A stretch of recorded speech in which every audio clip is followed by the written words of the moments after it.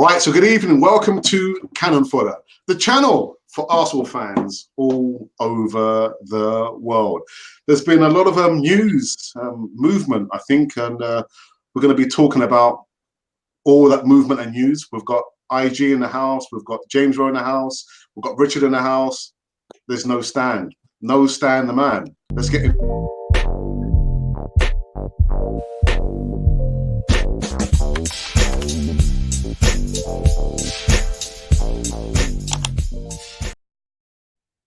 So hi, welcome back to Cannon Fodder, the channel for Arsenal fans all over this world. Now here's a very quick Latin lesson. So I remember learning Latin many years ago at school, and I actually had to come and remind myself. And it goes like this. So nanos gigantum humeris incidentes, and that translated into English is standing on the shoulders of giants. Now, why am I saying that? I'm saying that because whenever I have IG on the show, I have James Rowe on the show, and Richard to a certain extent as well, I feel like I'm standing on the shoulders of giants. You guys have kind of given me a sense of, how to say it, worldliness in football. For me, my world was only Arsenal. But having met IG, James and Richard, I have a worldly view of Arsenal. So from Cannon Fodder TV and myself to you guys, I am, how can I say? I'm indebted to you guys. Thank you very much. Thank you very much. So James, how are you? Very well, thank you. I hope everybody's keeping well tonight and keeping abreast of the news today. Well, I'm fine. I'm fine. Richard, how are you? Good. Yeah, I'm good. And after everything that's going on with Arsenal at the moment, I'm not going to let that ruin my Christmas. Okay, we'll get into that. And IG's in the house, people. Yeah, IG is in the house, and I'll be fine as long as James's internet is fine. So I think I'll be great. Okay, thank you very much. Yeah, it seems to be okay. The pressure is on now, James. The pressure is on. Indeed, indeed. Right. So, yeah, it's fan comments every Monday with my co-host Richard from Arsenal TV, where we go through all the comments that you guys religiously put on Cannon Fodder TV. Unfortunately, there's only a few comments that we're going to be going through, but it's going to leave us more time to talk about the Europa draw that's happened today. Very interesting stuff. So with the comments, who wanted to go first with the fan comments? Richard. Okay, I'll go first. Yeah. Well, the comment comes from Mube Guna, who is always a regular on Cannon Fodder TV, and he was referring to the Man City game, I believe. And he says, lost of form, it happens to the best of them, but the team is more balanced with two wingers. We play better that way. I just want us to win. Play whoever is on form. I'm loyal to Arsenal. Yeah, I think unfortunately there's not many players in the current squad who are on form. And I did say, actually, I did the video when we played against West Ham. I think people know I'm saying it's a turning point. It's not a turning point. If anything, we've declined. James, I know it's been like a week, but your thoughts on the West Ham game where we got our first points in many games? I thought that for an hour we were very poor, and turned it on for 10 minutes, which was really good, on 9 minutes, and managed to secure the win. But you see, since Freddie's taken over, I'm sure he's trying his best. But a penny for Unai Emery's thoughts right now, because everybody seems to think that Unai Emery was the problem when that quite clearly wasn't the case. And since he's gone, we've lost to Brighton. Okay, expected to lose to City, drawing away at Norwich, and only beating West Ham, and being very lucky against Standard Liège as well. And there's rumours today about Arteta being the chosen one, if you like, but we need experience and as a manager in his own right, and unfortunately Arteta doesn't have that. So an interesting few days ahead, I think. Yeah, absolutely. Actually, did you want to comment on that West Ham game where we got those 3 points? I think West Ham played very poorly, and I think they were actually trying to close the game, but 9 minutes Arsenal defined the whole game for 9 minutes. So I think everything changed in that time. So I think the best part. Uh, one sec. Yeah, I'm sorry for that. So just 9 minutes actually changed the whole game. So I think the important brilliance actually came in the 9 minutes. So I think the problem there lies is actually a game like Manchester City opens the eyes and shows us the reality of what exactly Arsenal is. And right now we are having a captain of the ship which is actually sinking, and the real people who are actually having the control over the ship are actually running haywire. If they can get a good captain, or if they could get a good, a good, actually Freddie Ljungberg, I actually feel so bad for him because he's doing that job for a fortnight, for more than a fortnight now, and he's actually doing that without having his own complete staffs. All he's got is Pierre Mertesacker for support, and he's doing that. He's doing everything, and I think whatever he's doing, I think he's just doing a favor on us until unless this biggest malaise lies in the management. If see, the first thing is very pretty much certain. Tottenham, they did not want Pochettino. Within 24 hours, they got Mourinho. Napoli sacked Ancelotti. Within 24 hours, they got Gattuso. Mm. Big clubs do that. Championship, baby. Yeah, I guess the writing is on the wall. There's a follow-on comment from Mube in regards to that game, West Ham game, and he says, "I said 3-0. We must be positive. Hope we can build on this." And it's like we have not seen the upturn, in Freddie Ljungberg. His short time being at Arsenal. There's not been any upturn because I think for me, we're just trying to flog a dead horse over and over again, and we're getting the same result. And like James said from the get-go, then the problem really wasn't Emery. It was and has been the players. It's the players. And I think that I also think the players are hiding behind the current Euro predicament. They're hiding behind that a little bit. I mean, you could see yesterday, heads dropped when when the second goal went in, even, to concede after only a minute and a half. These are professional players. You're going out to play in front of 60,000 fans.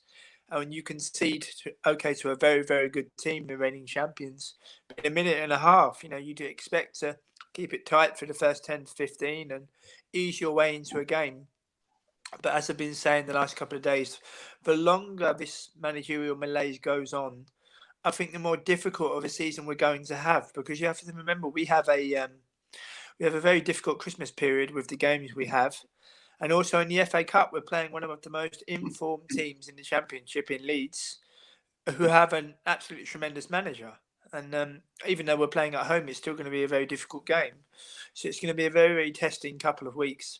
And I thought it was telling afterwards, post-match, with Ljungberg saying about, cajoling the board to make a decision, and then all of a sudden you see Vinay in Manchester speaking to Arteta. But we need someone with managerial experience. We really do. And, someone who's assistant manager to Guardiola, it's completely different being an assistant to standing in front of the group and leading that group. I mean, I don't know if you know of the news today that Mark van Bommel was relieved of his duties at PSV Eindhoven, having only won two games out of 12. And of course, he was also a very good player, which PSV thought, would be just a ticket. And he started out coaching the young team of PSV Eindhoven, and then all of a sudden went to the first team, and things didn't quite work out for him last season and this season as well. So experience is the way to go. But I wonder about this board. I mean, Alex will be able to support me on this. When we were growing up and as Arsenal fans, and especially in the period before Arsene Wenger, we had people at board level, the likes of Ken Fryer, Danny Fisman, Peter Hillwood, David Dean. You could tell that they had the big interests of Arsenal at heart. You could tell that their main interest was Arsenal Football Club and the welfare of Arsenal Football Club. I'm not sure the same can be said about this current board, in my opinion. Then I think that the tide has changed. I think with the current board members we have at the helm, they have always been just businessmen, just trying to make the maximum investment out of the golden egg, which is Arsenal. They're just businessmen. They don't have a real interest in Arsenal FC. I think there lies in the problem. But Richard, I think you have a comment, don't you? I read out Mube. Oh, sorry, it's yeah. Al, going to the West Ham game, I actually thought that game was just paper over in the cracks. To be quite honest, that's what I thought it was, because West Ham are sort of at the same level as us. They're in, I would say, in a much worse position than us. They need a manager as much as we do. They're not. They're going through a really, really bad patch, and it proves what type of level we're on at the minute. We can go and beat West Ham, but we just cannot beat bigger teams that are higher up than us. It's just a level. Man City are they're probably 5-10 years ahead of us. And I just think that the West Ham game was just papering over the cracks. Yeah. The chickens have come home to roost, haven't they? You know, it's just the lack of investment. And again, I don't mean in monetary terms. I mean, we've got, again, richness of youth players there. Why do we have to go further afield and look for the $1 million baby? You know, the experience or the next up-and-coming player for X amount of millions. Look closer to home. Look closer to home. The answers are there. And I think that's what a lot of people forget, Alex, with the appointment of a new manager. But the young players that Emery gave an opportunity to, who's to say that the new manager is going to give the same opportunities to those players? Timing is everything in football. It really is. And you wonder if the new manager will give the same opportunities to the younger players. But I just hope that a new manager is appointed sooner rather than later, and we can continue and hopefully try to improve. Yeah. If I could actually come on to that Alex point, obviously I think we need to invest on the youngsters. Obviously we've not had a player play for England from Arsenal. It's been quite long now, and I think on an international level. But the problem is and will be is that if you're getting a new manager, you spend big millions to see the improvement right away. You want to see something improve right away. So this January transfer window is a make or break for Arsenal if they want any European football next season. It's pretty much sure. It's pretty much clear because you've got 3 of your fullbacks injured. One is out for 3 months with a shoulder. You risked him to play. He dislocated his shoulder. He's out for 3 months. He's undergoing a surgery. So if I do not see Arsenal buying 1 or 2 fullbacks to actually see them through this season, I don't see them getting any European competition at all. No. But I'm not sure if that would be such a bad thing, though, IG. I think you made some great points, especially about Tierney. But therein lies the problem about identifying players. Tierney had a fantastic reputation, but when Tierney was at Celtic, he was known to be injury prone. And therein lies the fine details. I mean, I go back to Arsenal submitting a derisory bid for Ben Chilwell a couple of seasons ago, which was rightly rebuffed by Leicester. If Arsenal would have gone in at a decent bid, we'd now have the best left back in the league. Who will no doubt only get better and better. And this is what I mean about identifying players better. You know, we spent 80 million on Pepe. I think Stan the Man's coming on. I can see a little bit of a buffer. I think Stan the Man's on. He's here. Stan the Man. Hi everyone. Sorry for my late arrival. That's all right. No worries. Okay. I've got a laptop that is from the Stone Age. I had to reboot it. It takes like 500 years to restart. So I apologise for the lack of technology on my part. Don't tell me you're doing this on Internet Explorer. Yeah, I'm using a dial-up connection. Oh, dearie me. Stan, we're just talking about the fan comments that's been put on Canfor TV for the last 7 days. We're just reflecting on the West Ham game.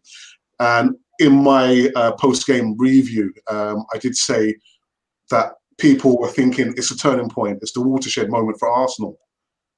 No. Lundberg is trying to flog a dead horse.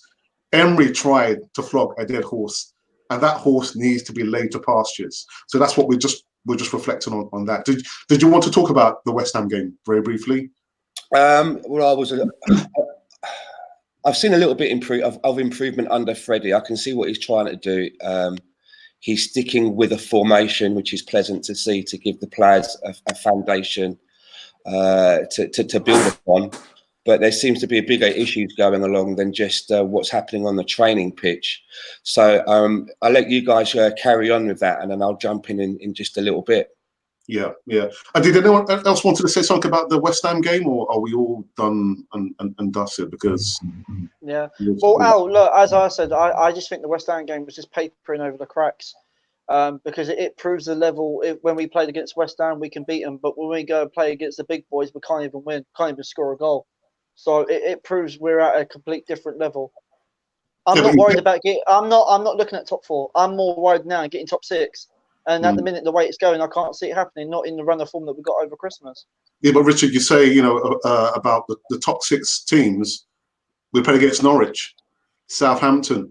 They're near the bottom. And we couldn't even muster up to beat those teams as well. Because these players don't show no fight. They don't show no passion. They don't show no desire. And the boards are just as bad. What sort of ambition are they showing in appointing Mikel Arteta as manager? He's got no first team management experience. I mean, so it proves where our problems are lying. It's the hierarchy. I'm inclined to agree with Richard there. The problems at Arsenal Football Club seem to be a lot more bigger than what we've just seen on the football pitch. And I agree with Richard, has Mikel Arteta got the reputation and stature to go in there and have these players all of a sudden, overnight, doing their jobs and giving the right kind of application? I'm not sure if he's going to garner that kind of respect from them.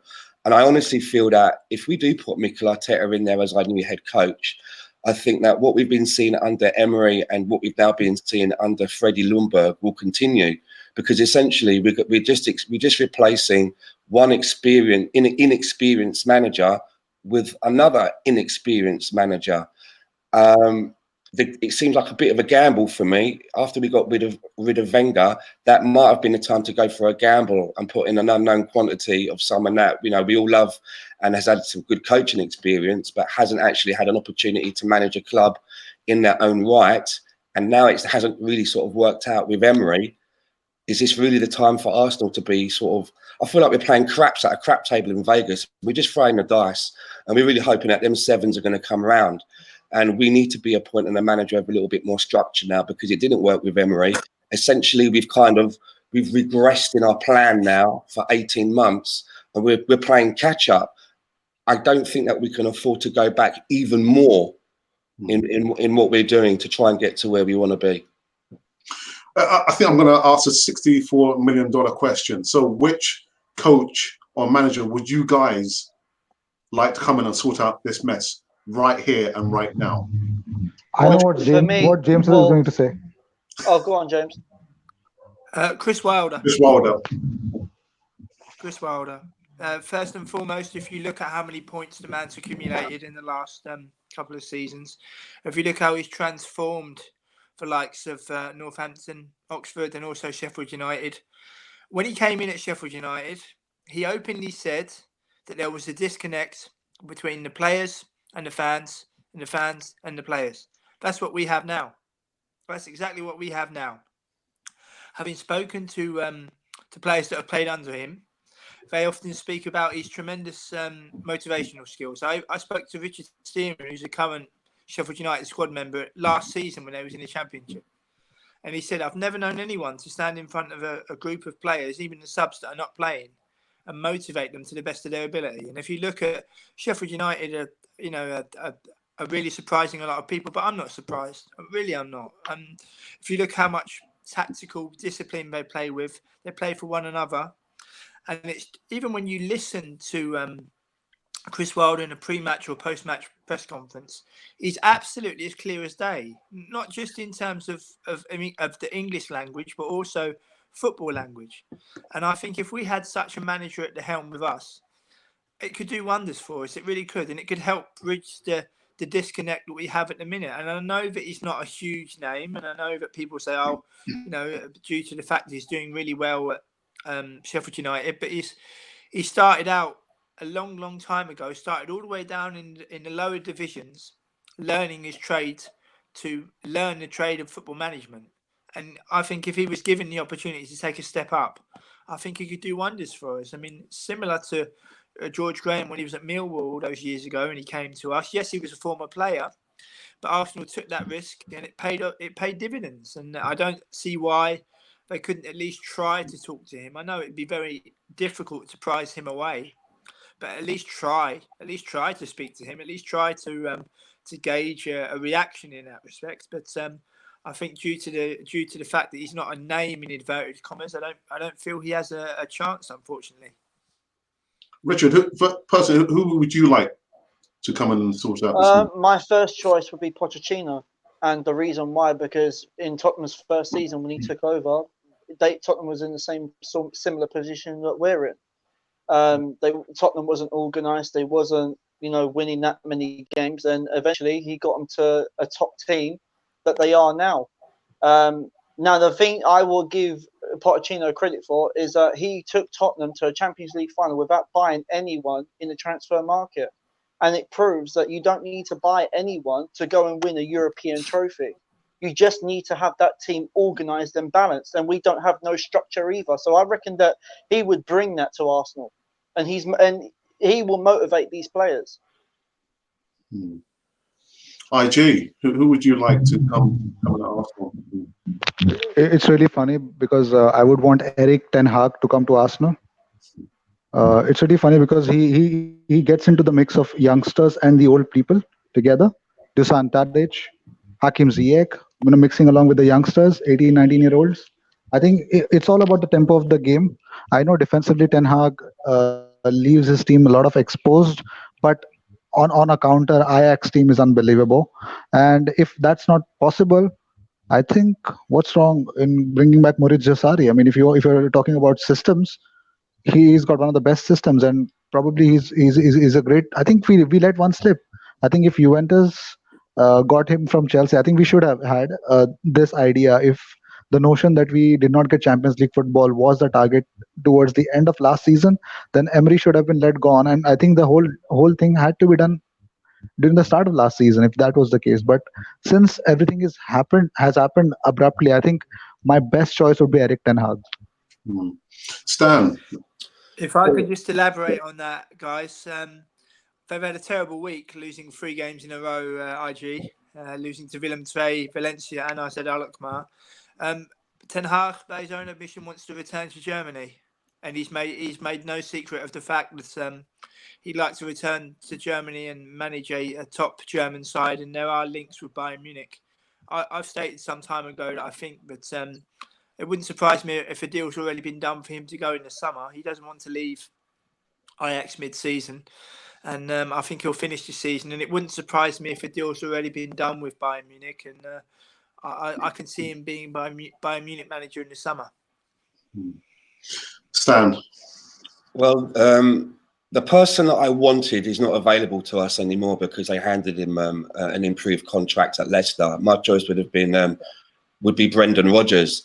So I'm at a little bit of a crossroads now of who I would, if Santa was sort of, granting me my Christmas wish, I'm at a bit of a crossroads of who it would be. I quite like the look of Bielsa at Leeds because I like what he's doing at Leeds. But what I would say is I might not be sure of who I want now, but I think I know the profile of the manager that we should be getting in. We should be bringing in a manager, I think, that is going to make Arsenal attractive again over a 2 to maybe a 3-year period, so that we're in a position in 2 or 3 years' time to hand the team over to a top elite manager. Because I don't think that a top elite manager is really going to come to us at the moment because we're not attractive enough. We may not get into the Champions League again next year, which will impact finances, which will then tie the hands of any manager coming in. So if we can get ourselves back into a place where we have finances available, we're in the Champions League, we've kind of turned over some of the players that we have, we may then be attractive enough for us to be able to go out and pay for a top elite manager. Because I've been saying to a few friends of mine over the last few weeks that I honestly feel that the manager that we're going to get will not be the manager that we need, but it will probably end up being the manager that Arsenal believes that they can only afford, which is not the correct way to appoint a manager. So someone like Mikel Arteta probably fits into that profile. When you hear names of like the Marcelo from Valencia or Sousa from Bordeaux, these all tell me that we're kind of shopping in a budget store for our managers. You know, we're not going to get someone like Simeone, because I think he's one of the highest paid managers in the world, like second or third highest paid manager in the world. We're not going to pay 15 million upwards for a manager. So, yeah. That's my thoughts.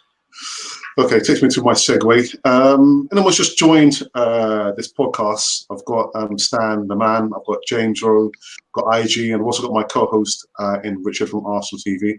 We're just going through the comments and also talking about Arteta, who's possibly going to be the next coach. It's not been set in stone just yet, so we're just waiting for any breaking news. Make sure you subscribe to Cannon Fodder TV on all platforms, like, and also share the content. Fan comments is every Monday, 5:30 UK time, wherever you are in the world. And we have a good laugh, some little bit of seriousness, but I think we're a good channel. I think IG, are we not a nice channel?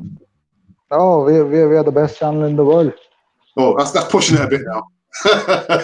That's pushing it. We're not the best. We are the best in what we do. Okay. Yeah. You're right. I'm not going to argue with you. Right. So let's just quickly get into the chat and just see who's been kind enough to come to the chat and join this segment of fan comments. And I've got Ryan. He says, "I'm a regular when you're not around, Richard." Okay. Glenn says, "Hello, guys." Richard, what does that mean? I know you have to ask Richard. What was that, IG? What does that mean? When Richard is not around, he is a regular.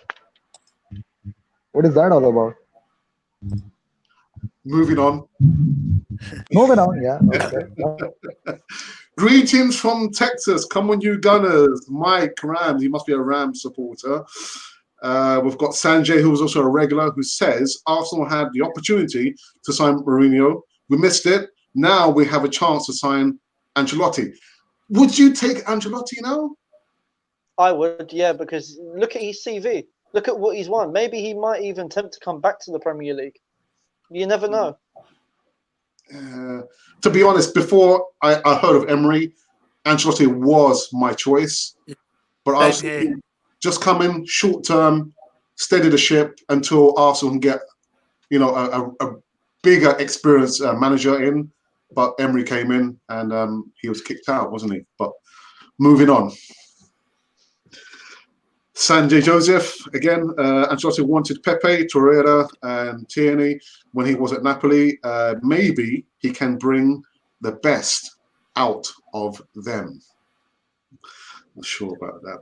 But okay, so today we saw the Europa League Cup draw, 32, and it brought some surprises. And the way I've been feeling over the last 2-3 seasons about the Europa League is that there are no easy games anymore, James. There are no easy games. Every single game is a difficult game. Yeah. No? Well, you only have to look at Arsenal's foray into the Europa League and what we've, losing to Rennes, losing to Bati Borisov, losing to Ostersons, losing to Cologne. So it's there's always surprises in this tournament, always. And even in the terms of the teams that reached the final, Marseille have reached the final in recent years. Ajax have reached the final in recent years. Espanyol, I know it was a long time ago, but they even reached the final. And there's always one surprise team that you don't really expect. The Austrian team, Linz, have really pulled up a lot of trees, and they managed to dispatch of in a group of Sporting and PSV Eindhoven, and managed to top it as well. So it just goes to show. And Arsenal will play Greek giants Olympiacos in the last 32. who of course are accustomed to Champions League football this season. They've got two players in particular who I think are very good in Mathieu Valbuena. Some might know him from his time at Marseille and Fenerbahce, and also now playing for Olympiacos, and also Yassine Maria. I think he had a very good World Cup for Tunisia, and he was the central defender, and I think he's also very good. They're managed by Portuguese manager Pedro Martins, and they're currently top in Greece. First leg is in Athens on the 20th of February. Second leg is in the Emirates on the 27th of February. So a lot can happen between now and then. But as we know, it's 26 years without a European trophy. And we hope that we can finally put that to bed after coming so close last season. But there's always challenges and there's always surprises in this particular tournament. And I hope we can go as close as possible. Richard, I know you've got to go pretty soon, but what are your thoughts on Arsenal facing Olympiacos on the 20th of February? Well, when I watched the draw and it said that we was going to be hosting against Olympiacos, I knew that it was going to be a very, very tough game. The most important thing about that game is that we have to get an away goal. We have to get an away goal if we want to go through to the next round, and it's going to be very, very tough. And yeah, it's not the first team that I wanted us to have in the first leg, but in the first round. But we've got to play whoever comes up against us if we want to win it. So, yeah. Stan, what are your thoughts on the draw, the Europa? Well, I'm just happy that it's happening in February, and you know, I just really hope that in between now and February, someone's going to come in and steady the ship, because I think that we do have a decent squad. You know, on paper, we should be able to get something out of two legs against Olympiacos. But the way that we're playing at the moment, I mean, we're finding it difficult to get anything out of some of the lower teams in our own league. So it's up to us now to really try and do as much as we can to have us in the best shape for when we go there in February. And if we do that, then we may be able to progress further in the competition. As James rightly says, 26 years since we had any European silverware, IG. Well, I think if Tottenham can beat them, we can beat them too. I think if to be fair enough, I think they play similarly to certain teams in the Premier League as well. I think the way that they started against Tottenham, they had the lead. Tottenham had to come from behind, and I think their midfielders they do a lot of long range shots as well. Especially Daniel Podence, he's a very good young talent in that aspect, and he makes a good amount of runs. So I think yes, I think they have good amount of talents, but I think they are a little bit of organized Arsenal. It's going to be Arsenal versus organized Arsenal, because I think their centre backs are also very not good in clearing the lines as well. So I think it's going to be a very good contest. I think every contest will be tough, just like last season. But yes, last season we had a manager who had won it 3 times, but this time I think we'll have somebody who's actually competing for the first time in his life. Yeah, I do get the impression that the players are more up for the Europa League Cup matches rather than the Premier League games and the Cup games. I think maybe they could probably sense there's more of a chance to win, you know, a bit of a European silverware rather than, you know, the long, hard season, which is the Premier League.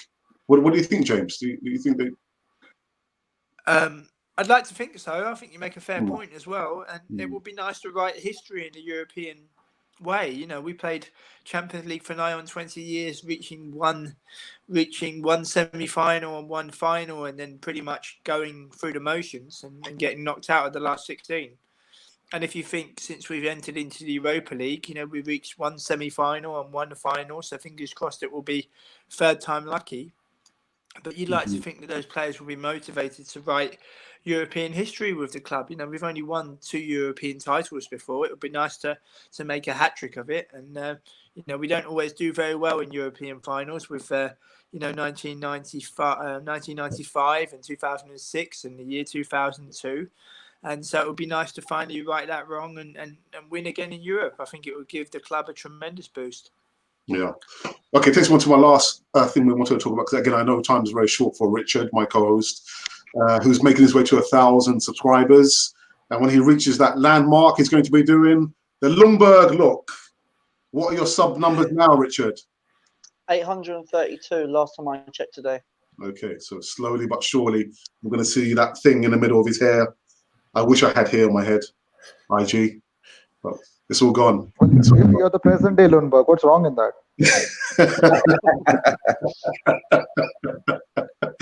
Thank you very much. Stan and myself, yeah. Yeah, but mine's enforced. I shave mine once a week.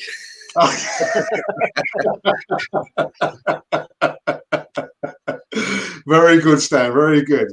So anyhow, this Saturday is we're back in the Premier League action against Everton, who have recently sacked their manager, and Duncan Ferguson has got the upturn that you'd expect from a new interim coach. Stan, what are our chances on Saturday against Everton? Again, I mean, all season when people have been asking me, what I'm thinking of the next game, it all depends on who. 3 weeks ago, I was saying, well, it all depends on what the lineup's going to be. Then I'll give you the answer. But now, I don't think it really matters what the lineup is, because we've been seeing Freddie being a little bit more adventurous with the lineup and putting more people in that I would like to see it, and we're still playing very badly. So again, we'll be lucky to nick a draw. Yeah. Richard, your thoughts on Saturday's game against Everton, the Toffees? Well, first and foremost, I'm hoping that we've got a manager by then, before even Saturday comes around. But to be honest, I'm not confident in going to this Everton game at all. I'm not confident whatsoever. It depends on how the players turn up. Are they going to turn up motivated? Are they going to turn up that they actually want to pull their sleeves up and fight? Or are they just going to turn up and walk around on the pitch like a pair of prunes? I'm not confident in going into this game whatsoever. So would you like to see Lundberg play more of the youngsters rather than the old guard, Richard? Well, for me, Martinelli needs to start every game.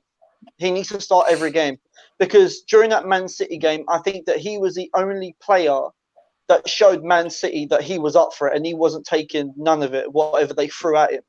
Yeah. And obviously Saka and Smith Rowe. I think those three players was the standout players, and obviously Bernd Leno. But the rest of them were not good enough. So I think we need to change it up a little bit. Maybe give some of the youngsters a chance. And if they're homegrown, they come from the academy side, at least they'll show some fight and some passion. IG, quickly about Everton. So Richard, would you want Aubameyang and Lacazette both on the bench? No, I would like to see Lacazette play over Aubameyang at the minute, because I think that Man City was very, very quiet. He was anonymous. During that Man City game, Aubameyang only had 8 touches, and 3 of them was from kickoff. Right. He was non-existent. But as Alex asked me, I think about the Everton game, the most that we could get it is a draw. But I think Duncan Ferguson knows the fact that I think we are very miserable, and we are without Socrates as well in that game. So we've lost him for the 5th yellow card. So I think if I see David Luiz there, or even Mustafi, I think 1-3. Yeah, 1-3 to Everton. 1-3 to Everton. James, bring some sense to this melee. No, I agree with Stan, and I agree with Richard. I think it'll be a draw. I think we 1-1. Goodison Park has always been a difficult place to go, and I think they're on an upward curve now with Duncan Ferguson, and especially with their fanatic home crowd. And I think we're going to be a draw. It's a long old season, and we've made it particularly hard for ourselves with the predicament we've put ourselves in. But I also echo Richard's comment. Well, I hope that a new manager is in place by the weekend. Although I think, to be more realistic, I'd like to think one will be in place by at least for New Year. Yeah. Fair point. Listen, I'm going to draw this fan comment segment to an end. But before I do, I'm going to say a big thank you to IG, who's quickly becoming a favourite over here in Channel 4 TV. If you're not sure about IG, I'll leave a comment for his channel. Very, again, high octane stuff, very informative, very intelligent stuff, unlike Channel 4 TV. I stand on the shoulders of giants. That was too much, actually. That was too much. James, again, as always, thank you for coming. Listen, you're doing wonders, and every time you come on, to Cannon 4A TV. I know it's your precious time that we're using up, but thank you again for coming back on Cannon 4A TV, James. Thank you. Yeah, you're more than welcome, and I look forward to joining any time that I can. Okay, and you did an interview very quickly on was it Capital FM, Russia, Moscow? Just to give listeners a bit of a heads up, I'm sure they already know that I've been featuring on different radio podcasts and different radio stations in Great Britain, but I've been approached by Capital FM in Moscow to do a regular slot, semi-regular slot every 2 weeks, speaking about Dutch football, obviously being based here in the Netherlands, and also about Arsenal from time to time too. So that keeps me very busy. For those that haven't read it, my interview with Bob Wilson is still available to read on my Twitter feed and also World Football Index. And keep an eye out for my upcoming interview with former Gunnar Viv Anderson. That should be released in the next couple of weeks. Here. Stan the Man. Was it worth me turning up? By the time I got here, I missed the party. We'll take the bit for you. Next time I will be in a timely fashion. So I don't know what happened technology-wise, but thanks for having me nonetheless. Yeah. Stan, do you have I know you're on Twitter, but do you have your own, YouTube channel? Because No, I don't. You should. I don't. I was featuring quite a lot on Sunny TV Unfiltered, and the Gooners in Vancouver were doing reaction videos for that channel. But I'm now in the process of looking for a new home for those videos. But I don't actually run a channel or do a podcast. I'm just very fortunate enough that I've been invited onto a few different platforms as a guest, and so far so good. I'm enjoying it.